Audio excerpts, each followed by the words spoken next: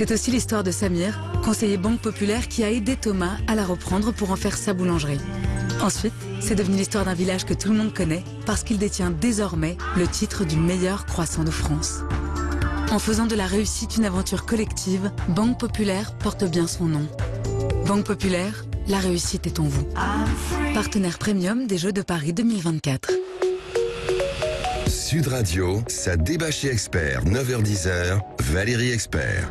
Bonjour à toutes et à tous, vendredi 28 octobre, vous avez entendu Rémi André, il va faire chaud partout en France, des chaleurs assez incroyables, on pourra peut-être en dire quelques mots. Aujourd'hui, nous commentons l'actualité avec Florence Berthoud. Bonjour Florence, maire du 5e arrondissement de Paris. Jean-Luc Benamias, membre de la Ligue des droits de l'homme, ancien membre du Conseil économique, social et environnemental. Bonjour Jean-Luc. Bonjour. Fait chaud à Marseille ? Comme d'hab. Comme d'hab. Bah, C'est-à-dire Pas plus qu'avant. À Marseille, l'hiver, ou l'automne commence généralement vers le 15 novembre, on n'y est pas encore. On n'y est pas encore. Bon, et Régis de Castelnau, lui, est également dans le sud. Vous êtes avocat, Régis, vous avez un blog Vue du droit et vous avez publié Une justice politique aux éditions L'Artilleur. Le temps dans les Alpilles ? Eh ben, il est un peu comme chez Jean-Luc. Hein, il fait magnifique. C'est un automne, c'est un début d'automne. Hein. C'est vrai que l'automne commence plus tard, mais c'est absolument splendide. Vive le réchauffement climatique. Je vais blasphémer. Oui, attention. Clément Tougeron, bonjour. Vous êtes analyste politique, communicant au sein du cabinet Tilder. On va revenir sur les Jeux Olympiques. C'est un peu comme le Qatar. Hein. La date approchant, on se rend compte d'un seul coup que il y a peut-être des problèmes. Donc ça va coûter très cher, les festivals risquent d'être annulés, il n'y aura plus de maîtres de surveillants de CRS sur les plages. On va en reparler, on va évoquer notre sondage également, enfin notre balise IFOP fiduciale pour Sud Radio, qui incarne le mieux la droite, et puis cette droite doit-elle s'allier à Emmanuel Macron? On l'a un petit peu évoqué hier, cette main tendue du président de la République, survie pour les uns et pour l'autre, et puis on parlera de l'augmentation des prix si on a le temps avec vous. Vos coups de cœur, vos coups de gueule, Florence, c'est un hommage que vous voulez rendre ce matin. Oui, c'est un hommage. Alors, c'est évidemment très, très triste, la disparition de Soulages, mais dans cet environnement et cette époque extrêmement triste, peut-être que c'est bon de rendre hommage aussi à une peinture qui est qualifiée des outres noires, mais qui en fait ne fonctionne qu'avec la lumière. Et je trouve que c'est un très beau symbole. Moi, la peinture de Soulages, ça m'émeut beaucoup. Et c'est pas une affaire de sachants. Moi, j'invite toutes celles et tous ceux qui peuvent se rendre, par exemple, à Conques, à l'abbatiale de Conques, d'aller voir les vitraux qui ont été réalisés par Soulages. C'est là où on comprend à quel point cet homme était aussi et surtout l'homme de la lumière, alors qu'il a travaillé toute sa vie autour des noirs, et puis des noirs qui sont sensuels. Son atelier, il avait un atelier dans le 5e arrondissement, qui était plein sud. Non, mais pas que, franchement. En plus, il avait un atelier. Et une maison à 7, donc nos amis qui sont du sud. Il y a une lumière particulière. C'est un homme qui a besoin de lumière. Et évidemment, sans la lumière, il n'y a pas le noir. Et c'est aussi et surtout un terrien. C'est un terrien. Alors, ces 30 dernières années, évidemment, il fréquentait beaucoup, beaucoup de gens connus venaient voir ses travaux. Mais faut pas oublier que c'est un terrien, c'est un homme de Rodez, où il y a d'ailleurs son musée. Donc, j'avais envie de rendre hommage à cette peinture qui, évidemment, il n'y a pas que la peinture, il a fait aussi des lithographies qui va lui survivre et qui est vraiment quelque chose d'important dans notre époque. Oui, Jean-Luc, un monument. Il n'y a pas que le noir. Je suis allé à l'exposition il n'y a pas que le noir, au musée à Rodez. Il y a plein d'autres peintures, même s'il joue beaucoup toujours sur les Bien lumières. sûr, Jean-Luc. Mais maintenant, quelle vie, parce que je ne connaissais pas son âge. J'ai écouté hier. 102 ans. Il meurt quand même à 102 ans. Quoi. Chapeau l'artiste. Et on lui a rendu hommage, comme vous le savez, il y a 3 ans, 4 ans. C'est absolument incroyable. Et c'était un sacré bonhomme avec une sacrée présence physique quand on l'approchait. Et qui est resté très bien jusqu'à la fin de sa vie. Une espèce de statue de commandeur, là. Mais j'aime bien aussi cette idée qui vient de la Terre. Jean-Luc, on parlait de la météo, de la température. Vous vouliez revenir sur cette... un coup de cœur, un coup de gueule, c'est un simple constat. Voilà, d'année en année, on s'aperçoit qu'effectivement, les températures montent, que la moyenne des températures monte, puis c'est l'ONU qui déclarait hier, sans aucune surprise d'ailleurs, que dans le cadre de ce qu'on sait aujourd'hui, avant 2100, la température monterait au-delà des 2,5 degrés. Et je rappelle par rapport à ça que 2,5 degrés c'est une moyenne sur le monde. Ce qui veut dire que dans certains territoires de la planète, c'est bien plus. D'autres endroits, c'est moins. Mais la moyenne, c'est déjà énorme. Oui. Donc voilà, c'est juste un petit coup d'œil. Voilà, un clin d'œil sur le fait qu'on a grandement intérêt à faire attention à tout cela, puisqu'on en voit les dégâts. On en voit les dégâts notamment dans le sud, quand vous regardez le manque d'eau, le manque de pluie, notamment dans le Var et les Alpes-Maritimes. Et il n'y a pas que là, c'est aussi valable sur le sud-ouest. On est dans des histoires de... Il faut faire attention, très attention. Alors, oui, Jean-Luc, vous voulez... pardon, Régis. Oui, ma petite phrase tout à l'heure de réchauffement climatique. Je suis pas du tout climato-sceptique, je suis climato-circonspect, donc j'essaye de voir, de comprendre et tout. Simplement, ce que je vais dire là, depuis que je suis en résidence dans le sud, mais déjà auparavant, je constate ce réchauffement. C'est ça qui, je veux dire, ça c'est une expérience personnelle. Hein. Cette année en particulier, je veux dire, je n'ai jamais vu un été, et puis l'été commence plus tôt. Hein. L'automne commence plus tard, mais l'été commence plus tôt. Je n'ai jamais vu un été, et je suis là depuis 25 ans en résidence secondaire, j'ai jamais vu un été comme ça. Et suivi de cet été indien. C'est impressionnant. Là, à Paris, il fait une chaleur rarement vue. 24-25 degrés à Paris en abordant le mois de novembre, c'est jamais vu. Ouais. Alors, on passe à toute autre chose avec vous, Clément Tougeron. Oui, Valérie, je ne sais pas si vous avez entendu hier la clameur dans Paris de tous ces manifestants de la CGT. Non, j'étais très loin. Vous étiez très loin, mais ils étaient très peu nombreux aussi. Ah bah voilà. Ils étaient 1500 à Paris et 15 000 en France. D'après la police, la CGT n'a pas voulu cette fois-ci donner les chiffres parce qu'ils ont dit l'intérêt, ce n'est pas le nombre, mais c'est de continuer à mettre la pression sur l'État pour un ensemble de mesures qu'ils réclament pour les salariés. Et donc là où j'ai du mal à saisir, et du coup je m'interroge, pourquoi alors qu'il y a un autre grand mouvement de grève qui est annoncé pour le 10 novembre, et bien pourquoi multiplier ces séquences qui en réalité viennent peut-être même amoindrir le message de la CGT, là où les manifestations de fin septembre et mi-octobre eh bien ont permis de remettre en effet la pression sur le gouvernement. Là c'est vraiment un coup d'épée dans l'eau. Et finalement quand on regarde, pourquoi ? Parce que finalement dans quelques mois vous avez le directeur de la centrale de la CGT qui s'en va et qui du coup cède aux pressions des ultras de la CGT qui veulent toujours continuer à battre la rue. Finalement, est-ce qu'ils représentent vraiment les salariés en France ? On peut se poser la question. Et finalement, ça c'est de la politique interne qui, je crois, perturbe le message qui, je crois, est bon, celui de vouloir augmenter les salaires pour une plus juste rémunération, etc. C'est la méthode en fait. Voilà, la méthode, exactement Valérie. Allez, on doit marquer une toute petite pause et on se retrouve dans un instant avec le coup de gueule de notre ami Régis de Castelnau qui évidemment va susciter un débat, je suis certaine. À tout de suite. Sud Radio. Sud Radio, ça débat chez Expert, 9h-10h, Valérie Expert. Avec vous jusqu'à 10h sur Sud Radio. Alors avant de vous donner la parole, Régis, je voudrais juste rappeler que demain c'est la journée mondiale de prévention de l'AVC. C'est la première cause de mortalité chez les femmes. Vous savez, quand on interroge les femmes, on dit c'est le cancer du sein. Eh bien non, c'est l'AVC. Je vous conseille la lecture du livre de Pierre Amarenko qui s'appelle Vaincre l'AVC aux éditions du Rocher, parce que si on le prévient, on peut l'éviter. Et puis si on a un AVC, on peut aussi trouver des solutions et ne pas rester handicapé. Donc c'est important de communiquer là-dessus. On communique pas assez. Non. La question, c'est comment prévenir, quoi. Comment prévenir, c'est faire de l'exercice physique. Alors il y a un site qui est très bien fait qui s'appelle Vaincre l'AVC, sur lequel vous pouvez calculer votre risque. Il y a des chiffres à connaître qui sont votre tension, votre taux de cholestérol. Il y a une série de questions et ça vous dit si vous êtes à risque ou non.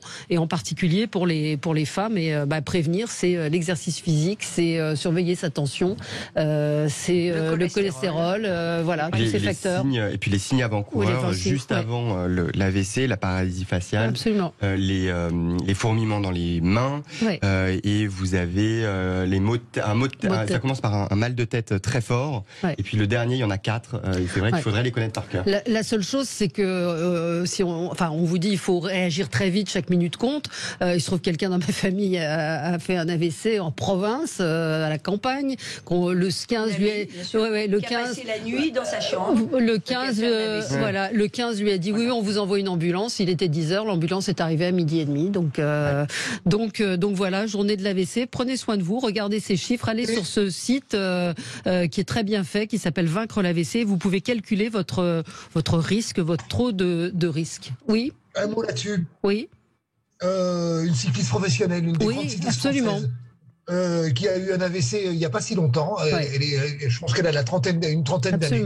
Et elle en parle très bien dans comment ça lui est arrivé. Voilà. Elle s'en est heureusement sortie, me semble-t-il, extrêmement rapidement. Oui, mais parce qu'elle s'appelle Audrey Cordon-Rago, c'est une de nos plus grandes sportives. Elle n'a pas de cholestérol non, alors il y a différents types d'AVC, justement. Il y a des problèmes parfois de malformation.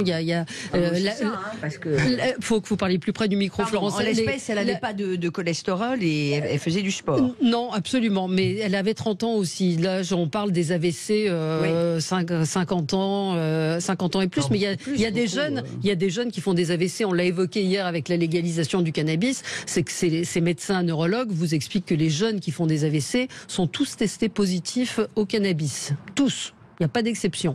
Donc là aussi, voilà, prévention et qu'est-ce qu'il y a? Non, mais moi je ne sais pas, je ne suis pas un expert comme vous. Non, mais c'est un sujet qui m'intéresse, que je connais bien, le docteur Amarenko, qui est un de nos plus grands professeurs spécialistes de l'AVC à l'hôpital Bichat, qui est appelé d'ailleurs à l'étranger, qui dénonce la situation on parle du manque de médecins. Il faut savoir qu'en région parisienne, il y a 50% des lits d'AVC qui sont fermés.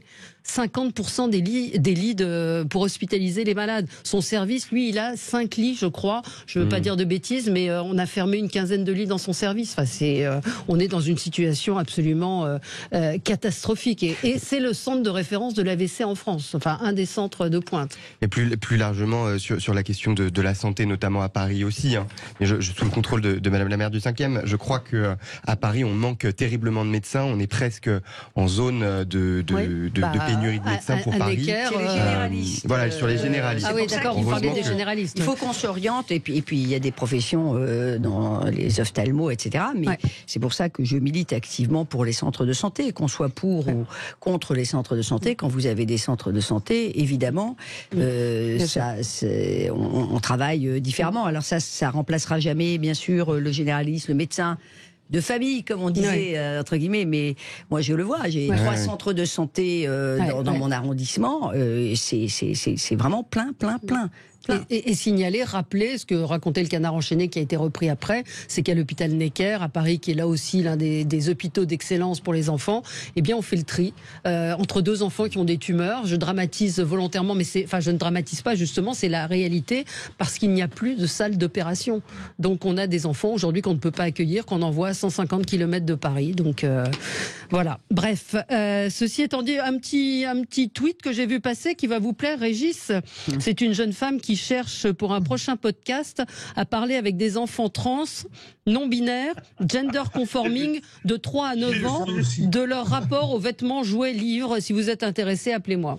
Donc voilà, c'est des enfants de 3 à 9 ans à qui on demande s'ils sont donc gender, comment on dit, cisgender, gender fluide, etc. Donc s'ils se posaient pas de questions, ils vont s'en poser après ça. Oui, absolument. Alors Régis, votre coup de gueule. Alors mon coup de gueule, je vais critiquer des confrères. Alors c'est très mal, hein, c'est très peu confraternel à propos de cette question de l'autodéfense. Alors je prends une précaution, je suis radicalement opposé à l'autodéfense. Hein. Je pense que c'est un danger, l'autodéfense, qui aujourd'hui malheureusement menace notre société. Donc il y a toutes les affaires qu'on a connues ces jours-ci, effectivement avec l'affaire de Roanne en particulier, et on a, alors je cite Dupond-Moretti, avocat aussi, hein, qui vient à l'Assemblée nationale prendre tout ça de haut, mais qu'est-ce que ça veut dire, c'est 1938, etc., etc. Il donne des statistiques bidons. J'ai entendu Jakubowicz venir dire aussi, qu'est-ce que ça veut dire, c'est la barbarie, l'autodéfense. Alors, je rappelle une chose toute simple, hein, c'est que, effectivement, la violence légitime, et la justice est une violence légitime, hein, nécessaire, souhaitable. Hein, eh bien, cette violence légitime, elle est la contrepartie de la protection du citoyen. Le citoyen dit, je vous donne mes armes, je vous donne ce pouvoir, hein, et ceux qui transgressent la règle sociale, eh bien, vous allez les punir. À partir du moment où on a une montée de l'insécurité et un vécu de l'insécurité qui devient massif, hein, comment s'étonner que l'affaire de Roanne, 75%, je crois, à 80% de l'opinion publique approuve ce qu'a fait ce jeune homme, qui est condamnable. Enfin, ce jeune homme, le père de famille. Oui, c'est vrai. Il est jeune, je crois. Hein, c'est pour ça que je dis le jeune homme. Non, parce que le jeune homme, c'est aussi l'autre, celui qui a 16 ans. Voilà, d'accord. Je ne le suis plus depuis longtemps.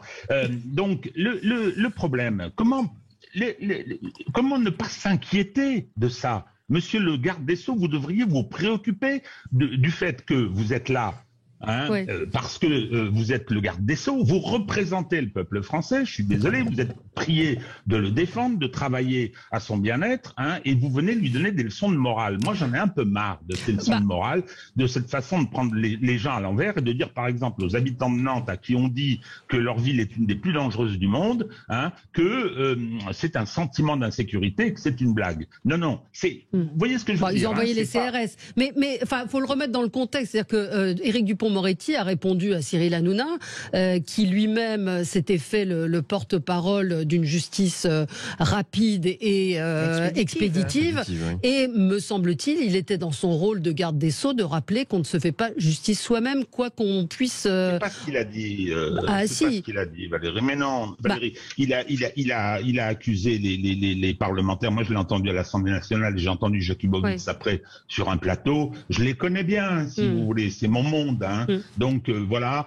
Mais il faut peut-être 1938, les sœurs ombres, comme on dit, etc. Ça va. Écoutez cette clameur qui monte, qui est inquiétante et qui pourrait devenir dangereuse. Hein, et à ce moment-là, traitons les vrais problèmes. Mais on fait quoi? On fait quoi? Les fonctions régaliennes de l'État s'effondrent. La justice n'a pas de moyens. On a un vrai laxisme, et ça, c'est un autre débat qu'on n'aura pas aujourd'hui, concernant un certain type de délinquance qui est aujourd'hui dépénalisé. Hein. On a effectivement des forces de police, parce que dans l'affaire de Roanne, le gars, hein, le père de famille, il a appelé la police, il s'est rien passé, etc. Et c'est ensuite, bon, vous imaginez bien, hein, compte tenu de ce qui était arrivé à sa petite fille. Mais est-ce qu'on en est sûr? Enfin, c'est pas très audible, mais enfin, tout ça, c'est à vous, avocat, que je pose la question. C'est-à-dire que tout le monde fonce sur les plateaux de télévision. Sans savoir ce qui s'est passé, on n'est pas sûr que ce soit le jeune homme, on n'est pas certain, enfin je fais de l'hypothèse que la jeune petite fille ait été, enfin je raisonne par l'absurde, mais vous qui êtes avocat, on ne connaît pas cette affaire, donc tout le monde est dans l'émotion, c'est ce que je dis. C'est pas justifiable, mais je prends l'exemple du procureur. Moi je l'ai écouté, le procureur. Le procureur, il est venu, hein, il a fait 10 minutes sur le jeune homme passé à tabac, hein, et concernant ce que, a priori, les informations dont lui disposait, elle commence à filtrer, hein, quelques secondes. Le problème, la gravité, c'est le symptôme. Pourquoi est-ce que l'opinion publique comme ça se cabre Et parce qu'il y a une réalité de la montée de la délinquance, celle qui pourrit le quotidien des gens. C'est Maryvonne Caillebotte, qui est procureure de Versailles, était ce matin sur une autre antenne et elle racontait qu'elle avait 115 dossiers à traiter et que cela ne serait pas traité avant 1 an, voire 2 ans. Donc c'est une lenteur et un fonctionnement intolérable. Florence Berthoud. Oui, il y a le fond et il y a la forme. Bon, vous avez très bien rappelé quand même, il y a des règles de droit. Alors évidemment, ces règles de droit, quand ce sont des crimes particulièrement sordides et surtout quand ce sont des jeunes personnes et que on est en plus parents ou grands-parents, enfin vous me direz, il n'y a pas besoin d'être parents ou grands-parents pour être dans l'empathie, mais on se met à la place des parents, des grands-parents. C'est insoutenable, c'est une douleur qui est incommensurable. Et à côté du fonctionnement de la justice et du fonctionnement du régalien aussi, disons-le comme ça, il y a aussi la manière dont vont s'exprimer les tenants, par exemple un procureur, par exemple un ministre de la Justice. Car fondamentalement, ce qu'a dit Dupond-Moretti, il a rappelé ce qu'était le droit. Peut-être maladroitement. Je ne suis pas en train de faire la défense. D'abord, il n'a pas besoin de défenseur. Non. Il est assez doué pour ça. Et du coup, comme nous tous, nous sommes à juste titre dans l'émotion, parce que c'est inqualifiable. On ressent comme encore plus injuste et déconnecté des propos qui vont être des propos appelant à la mesure et peut-être donnant le sentiment que justement on n'a pas perçu la gravité de la chose. Une fois qu'on a dit ça, oui, il y a une augmentation de la violence, par exemple. Il y a un chiffre qui est absolument incroyable. Vous avez 100 attaques par jour à l'arme blanche en France. Du jamais vu. Alors on pourrait donner plein d'autres chiffres, mais des attaques à l'arme blanche, on n'a jamais eu autant d'attaques à l'arme blanche, 100 par jour. Quand vous regardez la délinquance des mineurs, qui est un vrai thermomètre, ces dernières années, ça a augmenté de plusieurs centaines de pourcents. C'est pas plus 10%, plus 20%. Et franchement, la responsabilité, ça peut pas être que l'État. Je veux pas minorer la part de responsabilité que peut avoir l'État.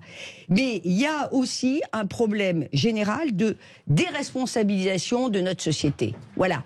Les mômes vont voler, c'est parce que les parents ont pas de travail et qui sont dans une banlieue difficile, etc.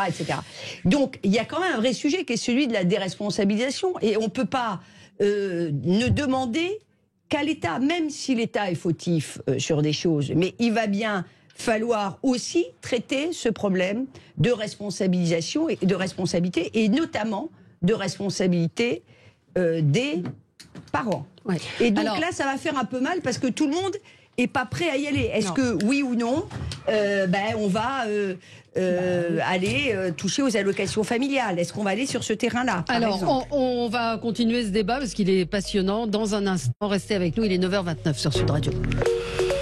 Sud Radio, ça débat chez Expert, 9h-10h, Valérie Expert. Nous débattons avec vous sur Sud Radio jusqu'à 10h. Régis de Castelnau, vous évoquiez le coup de gueule, vous évoquiez la leçon de morale d'Éric Dupond-Moretti sur l'autodéfense, un sujet compliqué. Alors vous vouliez réagir à ce que disait également Florence Berthoud, Clément Tougeron? Oui, moi je voulais réagir sur deux sujets. Le premier sur l'émotion, en effet, qui n'est pas ému par ces éléments-là, il y en a au quotidien, etc. Mais est-ce que c'est pas le rôle du ministre de la Justice et de l'institution de mettre de côté cette émotion pour faire parler uniquement le droit et la raison? Et en effet, un juge, moi je serais assez étonné qu'un juge rende l'intégralité de son verdict sur un principe de l'émotion et que là où le ministre a raison, c'est que il y a un droit et qu'il faut le respecter et que avant tout c'est le principe de la justice de faire passer l'émotion après les principes de droit. Et le deuxième élément, moi j'entends ce que vous dites Florence tout à l'heure, mais est-ce que l'État à un moment devrait pas se dire quel est réellement mon devoir et à quoi je dois servir. Est-ce que, en effet, il faut responsabiliser, il y a une grande partie des citoyens qui se sont déresponsabilités d'un ensemble d'éléments. Les parents, ont tout donné à l'éducation nationale et l'éducation nationale est obligée maintenant de tout faire, de travailler sur tous les sujets et il ne peut pas faire le cœur de son métier. Mais en même temps, est-ce qu'à un moment, l'État ne s'est pas désinvesti de prérogatives qui lui sont essentiel. On parlait pendant la pause de la propreté à Paris. Moi, j'entends que chacun doit avoir un petit geste citoyen, mais est-ce que c'est pas le rôle de la maire de Paris d'équiper les personnes qui nettoient, pas d'un balai et d'une pelle pour nettoyer, toute la mairie, la ville, mais plutôt donner des instruments, des engins, etc. ou sur la sécurité. Mais là, on part loin de. Oui, on part loin. Là, c'est autre chose. De notre débat, mais alors Jean-Luc, vous voulez réagir aussi vous sur ce sujet? Moi, j'entends, je ne crois pas, comme si les incivilités qui sont désastreuses étaient plus importantes aujourd'hui qu'hier, qu'au XVIIIe siècle, qu'au XVIIe siècle, qu'au XIXe siècle, sûrement pas. Par contre, ce qui est sûr, c'est qu'on sait beaucoup plus. Au XVIIe. Pardon? Pardon, je disais qu'il y avait des statistiques au 17e. Il y avait les ministères de l'Intérieur déjà à l'époque. Oui, mais pas sur les incivilités. Le mot n'existait pas. Oui. Si vous voulez. Je comprends pas. D'accord, dites-nous. Ok. Oui. Après ça, soyons sérieux, j'entends les parents. 90% des parents à 92% des parents font attention à ce que font leurs adolescents et leurs jeunes. On parle de qui, là? On parle d'une minorité de parents qui, pour des raisons X, Y, Z, qui ne sont sans doute pas excusables, mais qui existent, ne s'occupent pas de leurs enfants, ou de certains de leurs enfants, ou certains de leurs adolescents. Enfin, il n'y a pas l'ensemble, la grande majorité des parents n'a pas décidé que c'était à l'éducation nationale. Mais je n'ai jamais dit ça, cher Jean-Luc. Je n'ai jamais dit ça. Je dis qu'il y a pluralité de causes. Je dis pas. Mais vous savez très bien que les 5% qui dans des endroits, ça peut être même moins de 5%. Prenez par exemple un grand logement social, alors ou autre chose. Mais je dis le logement parce que c'est peut-être plus mixte. Vous savez très bien qu'il suffit de 2-3 ados qui vont littéralement 3 individus, ne disons pas ados, mais de 3 individus qui vont littéralement pourrir la vie de 100, 200, 300 personnes. Et on le vit partout. Voilà. Et on le vit partout. Mais en quoi ça a évolué? Ça a toujours été comme ça. Il y a toujours eu des personnes qui ne pensent pas comme le groupe et qui vont faire les troubles faits. Mais là, on est en train de mettre. Je vous assure qu'on n'a jamais. On est en train de mettre le doigt sur des sujets à chaque fois, de l'émotion, etc. Je trouve ça assez facile de pointer une minorité et d'en faire l'extrapolation. Je suis d'accord avec Jean-Luc. À un moment, il faut aussi admettre qu'il y a une grande partie des parents qui font bien leur job. Il y a, on n'est pas tous des irresponsables. Et voilà. Non mais là, on s'est éloigné du débat. On s'est éloigné du débat sur la légitime défense et sur la puissance. La légitime défense, parce que c'est ça le. Oui, et sur. Mais attendez. Régis. Valérie, moi je voudrais aussi répondre à Florence. C'est pas de la faute de l'État. L'insécurité. Je n'ai pas dit ça. Pardonnez-moi, j'ai pas été claire. Alors excusez-moi. Ça n'est pas que la faute de l'État. Ça n'est pas que la faute de l'État. Donc il faut responsabiliser les gens. Vous allez expliquer ça aux policiers qui viennent vous dire à Paris que 90% des infractions qui sont commises, des délits qui sont commises, de vol avec violence, etc., sont le fait d'immigrés récents. Vous allez m'expliquer que les MNA sont leurs parents qui s'occupent pas d'eux, parce que l'affaire de Roanne, c'est un MNA. Mineur isolé. Non accompagné. Je stigmatise pas particulièrement ces gens qui sont dans la nature, etc. On le voit dans les centres-villes. Non, je crois que faut pas tout mélanger, pardonnez-moi. L'affaire de Roanne, c'est très compliqué. Je pense qu'on aurait intérêt à attendre les résultats de l'enquête avant d'aller sur les MNA, par exemple, où le maire interrogé très longuement a dit que c'était quelqu'un qui était inséré, qui était plutôt sympathique, etc. Donc, il faut qu'on fasse quand même très attention. C'est ça, c'est que là, on a une justice qui se rend quand même sur les plateaux de télévision, avec des gens qui n'ont pas le début du nom des dossiers. Oui, allez-y, on vous entendait plus. Allez-y. Je voudrais rappeler que le ministre de la Justice... On a un problème avec vous, Régis, de son. C'est pas de la censure, mais on ne vous entend pas. On va vous rappeler au téléphone puisque vous êtes à distance. Vous voulez peut-être réagir ou Clément ou Jean-Luc? Je pense qu'on a fait le tour du sujet et Florence Berthoud a raison sur des sujets comme ça. On n'est pas des procureurs, on n'est pas des avocats, on n'est pas maître de la justice et on connaît pas le fond de l'enquête. Quelle est la valeur de notre parole sur le sujet? Ouais. Voilà. Faut faire attention. Voilà. Parce que là, sur celle-là. Alors, je vous propose qu'on. Oui, Jean-Luc, pardon. Non, j'ai oui à Régis. Oui, d'accord. On m'entend? Allez, on vous entend. J'ai changé de relais. Non, ce que je voulais dire simplement, c'était que Éric Dupond-Moretti a dit il n'y a pas d'insécurité, c'est un sentiment d'insécurité. C'est la clé. Je veux dire, ce que je veux dire, opposition radicale à l'autodéfense. Défaillance de l'État dans ses grandes fonctions régaliennes de protection de ses citoyens qui ont le sentiment de ne plus être protégés et ils ont tous les éléments pour le dire. Et qu'on arrête de toiser, de donner des leçons aux gens, aux couches populaires, etc., en leur disant « mais vous ne comprenez rien, moi je sais », donner des statistiques bidons. On ne va pas rentrer dans le détail, j'ai entendu son intervention, pour dire « non, surtout, ne touchons à rien. Non, il faut écouter cette population au nom de laquelle ce monsieur Dupond-Moretti gouverne. » Et quand on voit les statistiques, quand on voit les études d'opinion, c'est dangereux. Je dis bien dangereux. Oui. C'est après, ça que oui, vous êtes. Mais on peut aussi se dire que si on posait la question de la peine de mort, je pense qu'on aurait une majorité de gens qui seraient favorables aujourd'hui, comme ils l'étaient d'ailleurs en 81, et que. Et comme ils ne l'étaient plus il y a 15 ans. Oui, mais comme ils le sont redevenus aujourd'hui, je pense. Eh oui.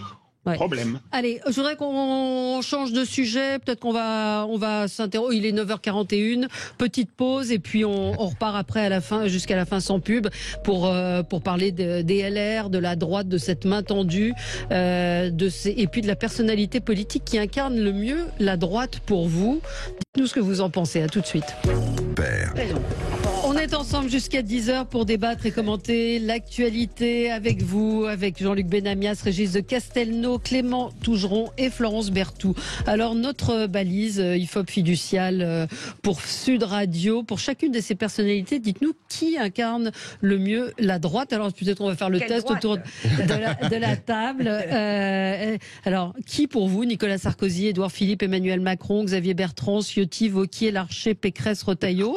Alors tout le monde n'y est pas. Tout le monde n'y est pas. Il y a beaucoup de femmes, je trouve, qui incarnent la droite. Oui, non, il y en a qu'une. Alors, ça a été fait. Nicolas Sarkozy, clairement. Ouais. Mais, Florence, pour vous. On devrait d'abord poser la question, parce qu'on ne la pose pas, quelle droite? Oui, c'est vrai. Voilà, j'allais le dire. Voilà, donc peut-être que mes collègues... Mais dans ces gens qui ont été cités... Non, mais c'est intéressant, c'est quelle droite? Donc, moi, je répondrai pas... Enfin, je répondrai pas à la question, ça sera en même temps malhonnête de ne pas y répondre. Je suis maire Horizon, donc je suis proche d'Édouard Philippe, mais c'est pas le sujet. Non, mais c'est pas le sujet, parce qu'on peut dire, est-ce qu'il est de droite? Est-ce que... Bon, la question, c'est de dire quelle droite? Alors, j'avoue que j'ai pas regardé qui on a interrogé. Est-ce qu'on a interrogé de manière... C'est un panel représentatif. Bon, voilà. Enfin, non, mais bon. Mais je note juste une chose. C'est que ceux qui sont en tête, quel que soit le regard qu'on peut porter sur ces personnages, ce sont des hommes politiques qui sont crédités d'avoir une stature d'homme d'État, quand même, globalement, qu'on aime ou qu'on n'aime pas, et qui vont chercher sur les thématiques qu'ils défendent, des électorats, des personnalités qui sont en dehors ou au-delà de leur famille politique d'origine. C'est le cas de Nicolas Sarkozy, on l'oublie peut-être un peu trop vite aujourd'hui, mais c'est quelqu'un qui est allé chercher des ministres, des alliances au-delà de sa propre famille politique, et c'est la même chose pour Emmanuel Macron et pour Édouard Philippe, qui ne se cantonne pas, qui ne s'adresse pas, pardonnez-moi, qu'à un électorat restreint de la droite. Et je pense qu'il ne représente pas, et j'espère, en tout cas pour moi, que la droite. Mais encore une fois, il y a des droites aujourd'hui, ce que je crois profondément. Ce qui est intéressant, donc, alors peut-être Régis, pour vous et Jean-Luc.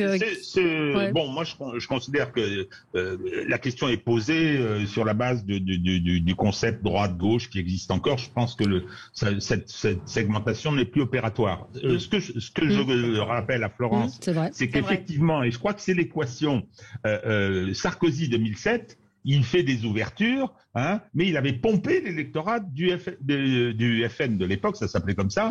Je crois qu'on l'oublie. Il avait dit le Karcher et on a eu Kouchner. C'était le grand reproche qui lui était fait. Pourquoi, me semble-t-il? C'était qu'il y avait cette volonté de synthèse, centre-gauche, centre-droit, que François Hollande, on va même pas en parler, n'a pas fait, mais que Macron avait mandat de réaliser. C'est-à-dire qu'effectivement, faut rappeler quand même que Macron a été élu avec le Parti socialiste, tous les partis qui étaient là, etc. Donc aujourd'hui, c'est une drôle de question. Qu'est-ce qui incarne le mieux la droite? Florence a raison. Définissons-la. Laquelle? Quid? Comment? Ce qui représente la droite, ça signifie quelque chose. La droite. Emmanuel Macron nous l'a dit hier soir ou avant-hier soir à la télévision. C'est lui. Les appels du pied d'Emmanuel Macron sont extrêmement clairs. Je représente la droite et que ce qui reste de la droite encore existante, notamment autour d'Édouard Philippe ou de quelques autres, même si Édouard Philippe est plus proche de Macron aujourd'hui que M. Ciotti, il l'a dit lui-même. Clairement, il considère aujourd'hui que la droite. Ça définit pas ce qu'est. Alors, je vous donne quand même le sondage. La balise: Nicolas Sarkozy 55%, Édouard Philippe 55%, Emmanuel Macron 51%. Donc, Xavier Bertrand arrive ensuite avec 49%, Éric Ciotti 43%, Laurent Wauquiez 42%, Gérard Larcher 39%, Valérie Pécresse 37% et Bruno Retailleau 33%. Sur ce sujet-là, je ne suis pas certain que la droite et la gauche, dans l'esprit de tout le monde aujourd'hui, n'existe vraiment plus. Il y a quand même des oppositions qui sont fortes dans le pays, et en revanche sur le paysage à droite, il y a une droitisation de la droite avec une partie ciotiste qui du coup est une droite plus conservatrice et plus et qui dévie vers la droite de la droite, et puis on a une droite plus modérée, plus ouverte et plus libérale dans l'ensemble des sens du terme, pas libérale juste économiquement, mais libéral aussi socialement, avec une ouverture, comme ce que peut représenter Édouard Philippe. Mais je ne crois pas que, par exemple, Édouard Philippe, quand il dit « oui, je suis un homme de droite », se dit « la droite n'existe plus ». Après, Emmanuel Macron essaye de faire, lui, un rapprochement entre la droite et la gauche, avec une première ministre de gauche, et puis en même temps, un ensemble de mesures qui sont libérales. Mais pas très de gauche, Madame Borne. Voilà.